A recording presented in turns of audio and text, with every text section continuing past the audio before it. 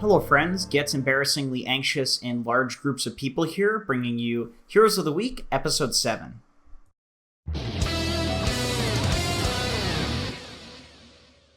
Our up-and-coming hero for this week is Enigma, who is sporting a 57% win rate in pro-level pubs. And you may be thinking, wow, Jank Dog, that is a incredibly high win rate. You might be thinking that's an incredibly high win rate because that's more correct grammar. But in any case, it actually gets better. Enigma has a 70% win rate in Dream League.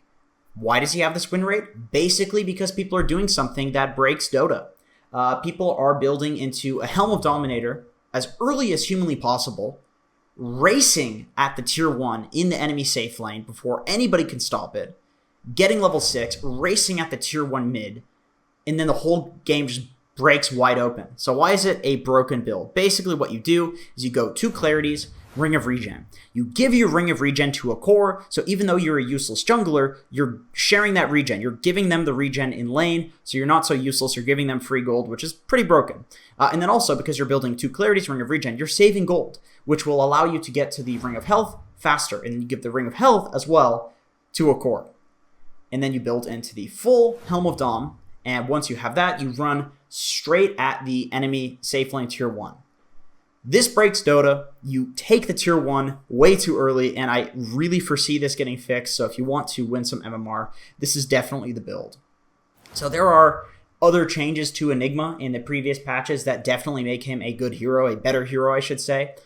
There is an undocumented change to Black Hole where instead of stunning for 4 seconds, it now scales from 3.5 seconds to 4.5 seconds, which is obviously an early game nerf. It makes his team fighting earlier weaker, but that's at a point where Enigma is just farming and running at towers, and Black Hole doesn't matter as much because his late game is so beastly now.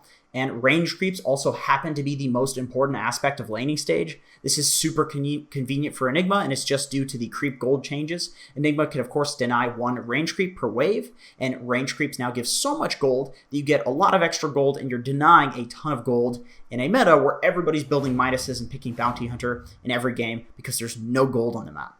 Moreover, denies have been nerfed, but Enigma doesn't care because he denies behind towers where nobody's getting experience, so it's the same thing. Finally, this meta is heavily favoring scaling supports because most games go late, and it is also trending towards having at least 1 or 2 heroes building a shitload of aura and utility items such as Vlad's, Dominator, and Pipe, and Enigma, conveniently, is one of the best heroes at doing both of these things. So how do you counter Enigma? Because of course we already covered the build. You want to pick ground-targeted BKB Piercing Disables to block the Black Hole. Ground-targeted and BKB Piercing is really important because otherwise he'll just out-farm you and get a Linken's plus BKB and have a free late game. So heroes such as Warlock Silencer and Faceless Void are great because of their ultimates. You want to lane a hero solo against him because he doesn't apply a lot of pressure, and you can usually just put a really greedy hero against him for relatively free. You can also pick non-committal solo counter-pushers to deal with his run-at-your-face at 2 minutes into the game strategy. Heroes such as Caudle, Winter Wyvern, and Puck are all fantastic solutions.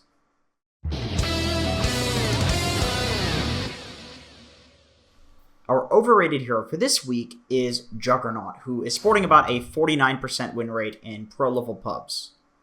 What this hero has going for him right now is that he's pretty good versus a lot of the typical offlaners, and that he's a stable, not risky pick. But his mid and his late game have been nerfed a lot in the previous few patches, and of course that's going to be a problem for him. Jug is still a good hero, of course, but he's not the bee's knees, and I don't think that he should be the 3rd most picked hero in Dota. Unfortunately for Jug, many new carries are on the rise, and naturally, with buffs to them and nerfs to Jug, this is going to happen. Heroes such as Ember Spirit Safe Lane, maxing Sleight of Fist first, Troll Warlord, Spectre, Mars, and Razor, these are amazing heroes, along with the classics who have not been nerfed nearly hard enough, such as Ursa and Lifestealer. My point here is relatively simple. There are currently a lot more viable options in the safe lane now, as opposed to in the previous patch where you basically had to choose between Jug, Ursa, Lifestealer, plus or minus a few heroes. Maybe throw Terrorblade in that pile. In other words, the safe lane is trending towards being a more diverse hero pool with other carries getting buffed, patch after patch, and the top dogs getting nerfed.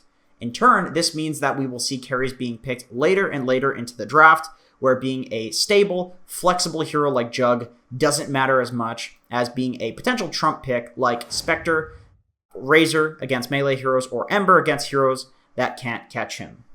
Speaking of getting nerfed, Jug's healing ward is much easier to kill for even melee heroes now because it only moves at 350 movement speed, because it is now slower than most heroes with boots. Of course, melee heroes can deal with it pretty easily. Moreover, his agility gain has been nerfed, his base armor was reduced, and his Omni Slash damage has been nerfed twice. So essentially, this hero is far squishier and does far less damage in the late game than what he did before, which makes it difficult to compete with other hyper carries such as Troll or Spectre, who can basically just press one button and 1v5.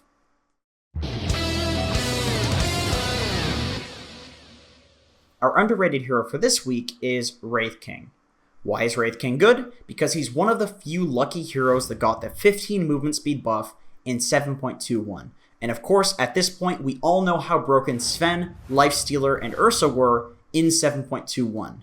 But Wraith King, where's he at, man? Even before 7.21, he got a 5 movement speed buff. So this guy is traveling 20 movement speed faster than in the patch where he was considered broken.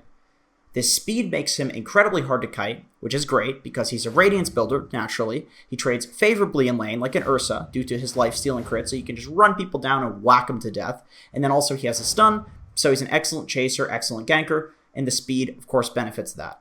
Speaking of stun, this hero fell from grace originally when Wraithfire Blast was nerfed, such that it no longer stunned for 2 seconds. Instead, it stunned for 1.1 seconds and then scaled to 2 seconds at max level.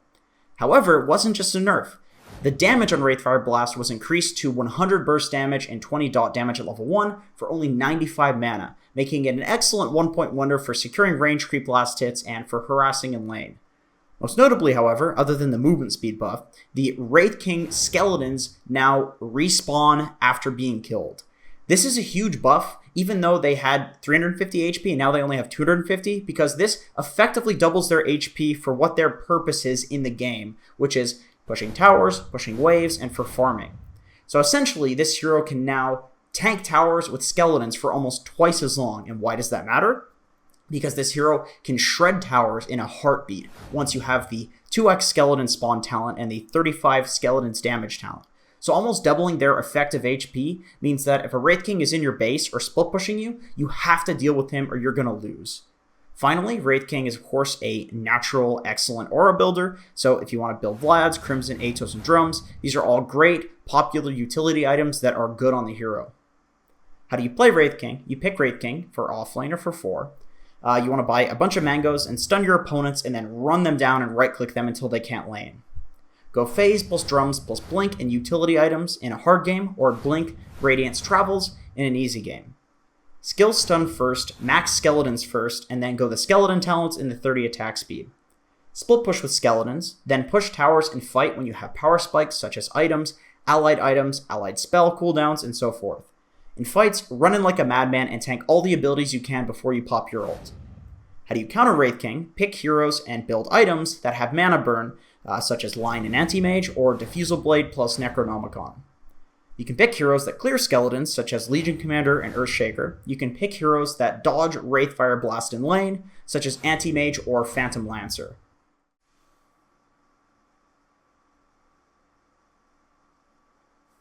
Bet you thought the video was frozen.